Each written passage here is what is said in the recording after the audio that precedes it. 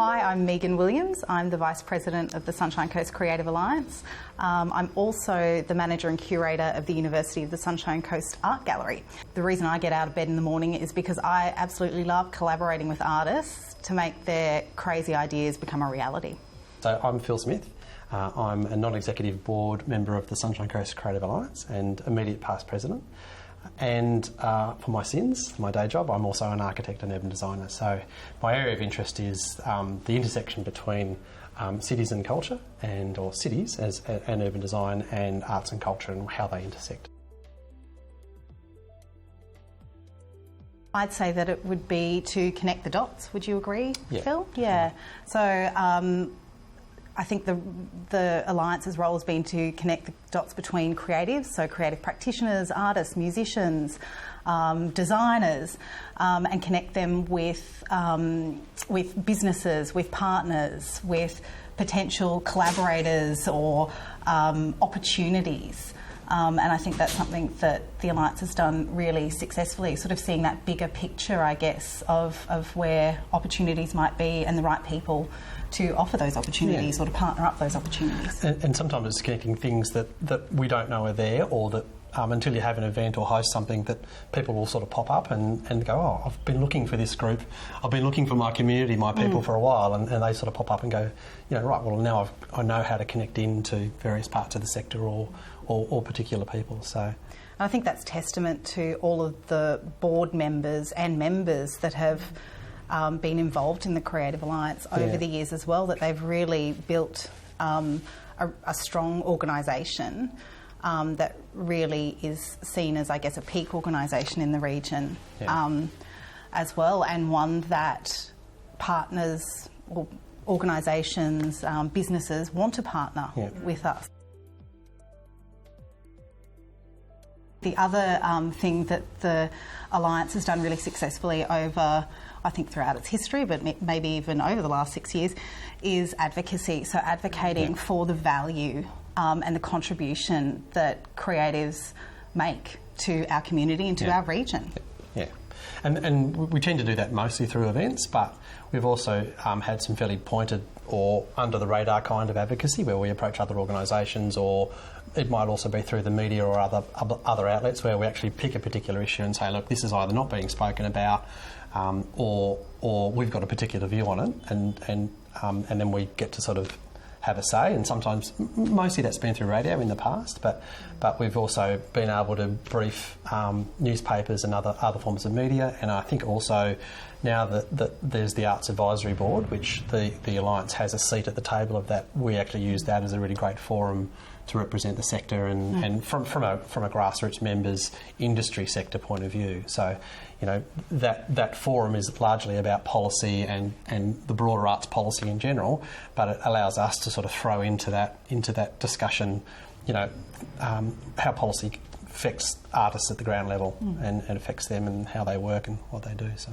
the real issue, I think, is that the sector is nothing ever flows sort of evenly. It bubbles along, and there's political pressures and funding pressures and local issues which require attention. And so we're still just sort of feeling our way through the cracks and trying to understand how best we can make an impact. Really importantly, it allows us to be nimble and really respond to this kind of ever-changing world that we're living in. Well, and it's really...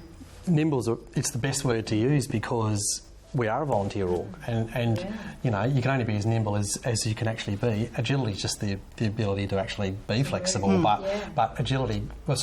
being nimble, for me, we only do what we can, and we're all passionate and we all contribute as much as we can, but we're all trying to manage that issue of burnout, which is it's a classic issue for small community orgs and small orgs whose members are incredibly passionate and wants to do a lot more than we're capable of. But and particularly creative organisations as well, where resourcing is always very limited. Yeah. One of my biggest fears about the coast and about this place, and about perhaps where we are and maybe where we don't want to go, is around mediocrity and acceptance, and we live a very privileged and comfortable life here by and large. A lot of us do, and that's not to say that we don't have a lot of pockets of difficulty and poverty and exclusion and inequity. We do. They're here. But what I think we're all really good at doing here at the coast is living our best life. It's like, and it's fucking bullshit, because it is an illusion, and that illusion. That illusion to appear that we've either come here or we're here because we're so grounded and our life is great, there's a danger in that, which is that we end up creating an environment where we don't talk about what we need to talk about. And I mean, the reason why I really want to see, as an example, a really robust visual art and theatre scene here is because they are two mediums, or media, that can wickedly shine a light on that hypocrisy and the hypocrisy of all communities. And I want to see some really challenging voices that shock all of us out of our complacency and shine a light on what we actually need to see but don't want to look at, whether it's drug abuse or child abuse or environmental vandalism that's occurring or a whole range of other prejudices that we prefer not to acknowledge that exist here on the coast. Our lack of cultural diversity, really, and our history of not creating space for First Nations to actually be. And they bring a multitude of voices to a community just purely through that. In relation to the design series, I'd be really interested to perhaps see an event that is co-hosted with First Nations people here around design. It's kind of removed that takes it further than just being about land management. Yeah. Creative industries kind of latches onto that term industry, links it immediately to economics, whereas I think there's also all that social impact and yeah, look, it's certainly true. No, I mean, it's a constant debate within the broader sector about we're not an industry, we're a practice, or we're whatever. But I think again, the use of the term creative industry also says think more broadly. It's sort of, as you were saying before, there's people who might not have a creative practice or derive an income from creativity, but they use creativity as part of what they do, and there's a place for them within that broader sector at varying times. And we all wear different hats at different points of our working life, and you might have a day job that doesn't, on the surface appear to embrace creative practice, although it probably does when you sort of dig beneath the surface. But then you might sort of leave that particular job and go to another job and put on a hat that's overtly creative, and there's a place for everybody in it. So I think a number of years ago we kind of worked out that we needed to be a little bit more visible in an advocacy policy sort of sense, and that we wanted to have a more distinguished or a more definite way of connecting the arts sector to the business sector.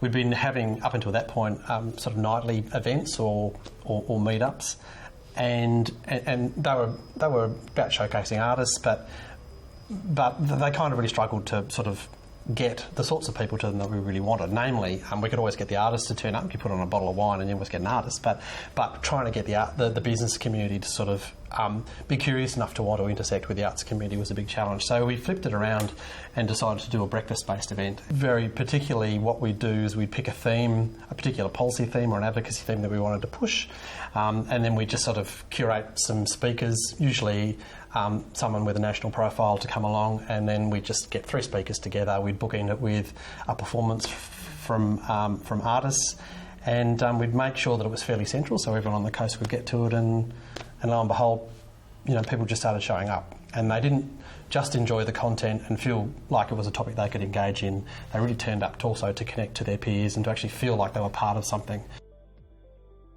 And I guess another really important initiative that the Creative Alliance is very proud to be involved in is the Refinery, which has just come to its 8-week conclusion last week.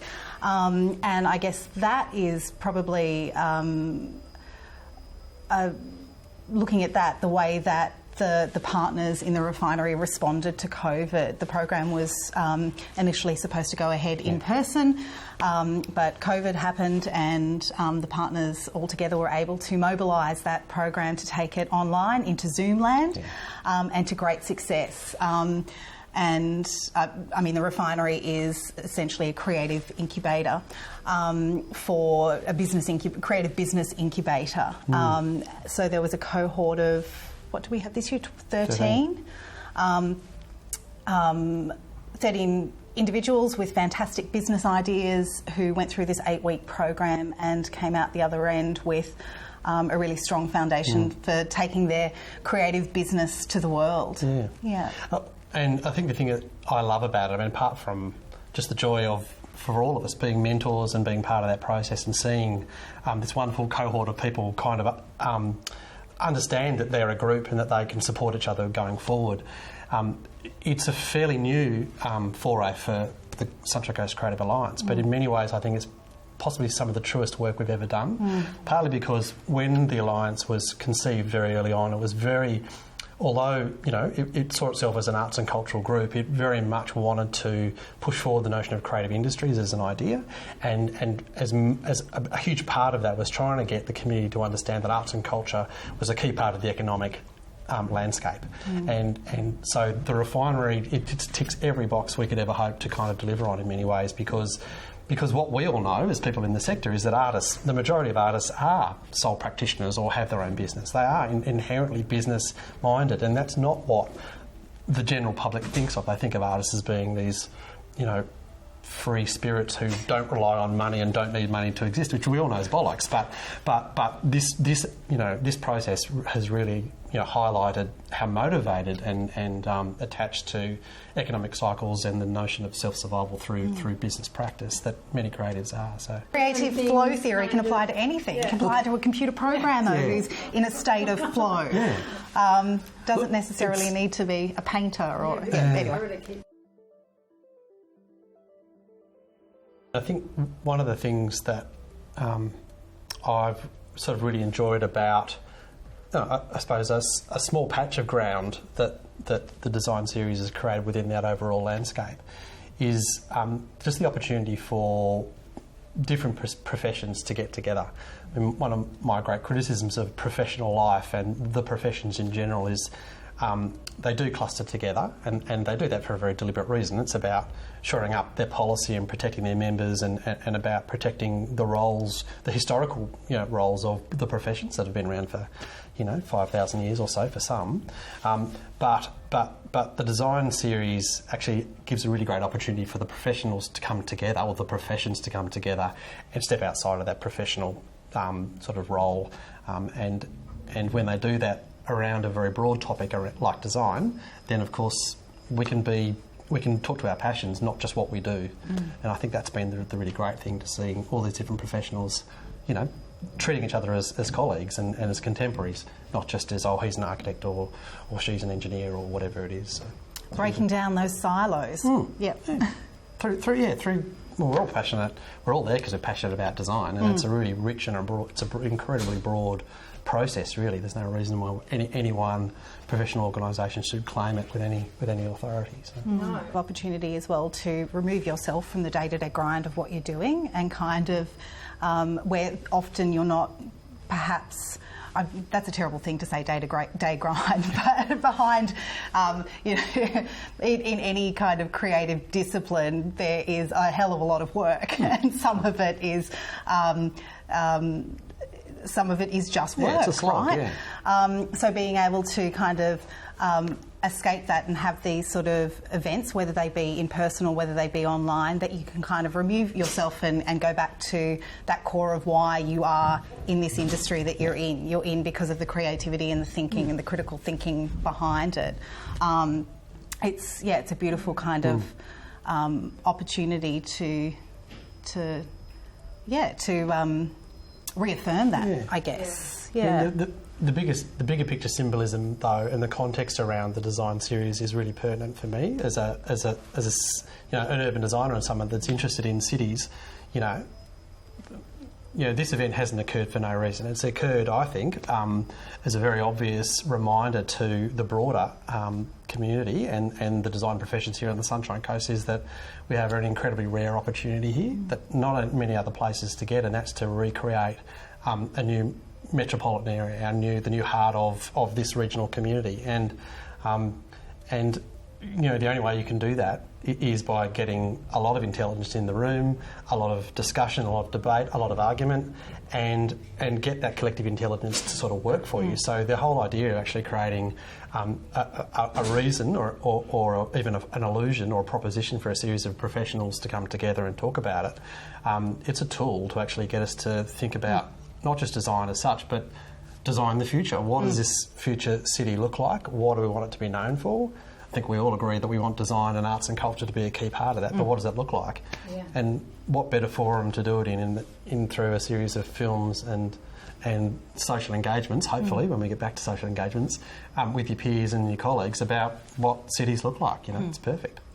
The opportunity to sort of fraught against or rub up or come into contact with other professions or people from other disciplines, that happens a lot more easily in social settings and other settings, work settings in metropolitan areas or bigger cities. And we all want more of that here. And if we don't have, fully mature urban environments yet where we can do that, then we've got to kind of be clever about how we cultivate or curate those experiences. And the design series is a perfect way to do that. So again, we do. You talked about the grind before, Megan, and the reality is you can't be in passion flow mode throughout your work life. A lot of what all of us do is bloody hard work. But if we can get out of that and out of our professional silos and then bump into or exchange ideas with people that we wouldn't normally meet with, then you're halfway there, I think. That's what the notion of ideas and collaboration and creativity comes from, those sorts of chance meetings. Absolutely. The format is 20 slides, 20 seconds each, and I think what's great about PechaKucha or PechaKucha is that it is a wonderful platform for many different artists from various different disciplines, various different stages in their career to get up on stage and talk about what they're doing. Yeah. It's an event that's really dear to our hearts as an organisation because it taps deeply into these beautiful local stories, and it's a chance for all of our members and people on the coast to tell their story and to, I suppose, expose themselves in a slightly more intimate way in their creative practice. So they're such beautiful events, and we've held the licence of the first organisation to have a licence outside of a metropolitan area in Australia. So we've had that for a number of years now, and again, it's the event that we tend to keep coming back to because it just works so well for us. It's great.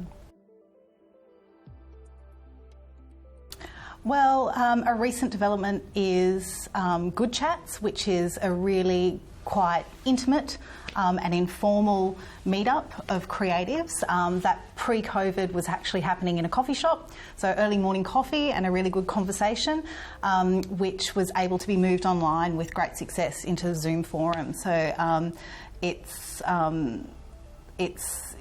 great way for small groups of creatives in our region to kind of get together and have a bit of a conversation and make new connections. And I think the COVID thing has really allowed us not just to move it online, but what's been really great about that is we've been able to connect original founders, people that have now gone on to establish global careers but started on the coast.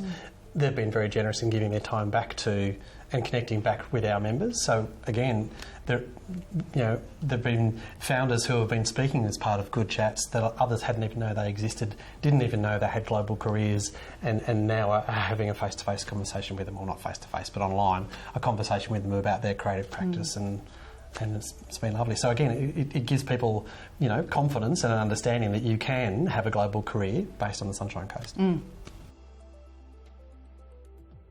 We've partnered with Creative Spaces at Sunshine Coast Council, and we've taken over the Transit Centre at Caloundra, which is a challenging space in the bus depot, which had been vacant for a long time. And we've partnered with Council we're now the licensee of that space, and we're we've got a number of artists that are permanently located there, and then we curate a series of events and exhibitions and other bits and pieces. So it's a bit of a leap for us because we're a non-space-based organisation, a state organisation. So up until that point, but for us, the reason why it was really important. Or two reasons really. One, to stretch ourselves, to really challenge ourselves to actually get into a space-based economic paradigm or a model, but for us to actually think about new revenue streams and what we might do. Because what we knew we could do really well is activate it. We've got the connections with the artists and we've got a brand reputation. So we knew that it would work, that it could work, but we had something to offer to another party like council and or the broader Caloundra city centre area. So it's just a chance of stepping into it, really. But I think also ideologically it's fantastic as well, because the idea is that there are a number of spaces in there that are available for quite cheap rent, studio spaces. So having this kind of hub of artists who are able to work together in a space. Obviously there will be natural connections and things that will blossom or bloom out of that as well. Yeah. So there are permanent artists who are there and doing work around the clock. There are desks, mobile desks that people can hire out for a pretty reasonable nominal fee, and then there's a hot desking arrangement. So, if people want to come into that space, they can, or they think they might like it, they can kind of structure their engagement with it, starting with a fairly minimal investment to start with. So it appeals to a whole range of members, a whole range of people at varying stages in their creative discipline. If they're just sort of making initial forays into creative practice, don't want to commit to a space, want to move out of the garage, they can get a hot desk or a lockable space. So it works for us, I think. I think it's going to be cool. I'm really excited about where it's going. So.